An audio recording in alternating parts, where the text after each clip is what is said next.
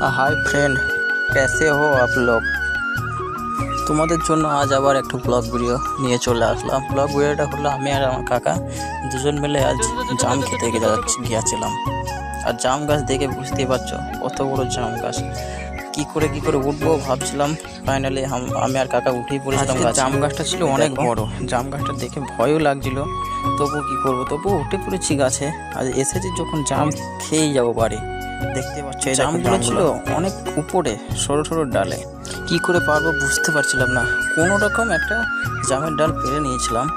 দেখো, বলে না কষ্টের ফল বহুত মিঠা হটা হয়।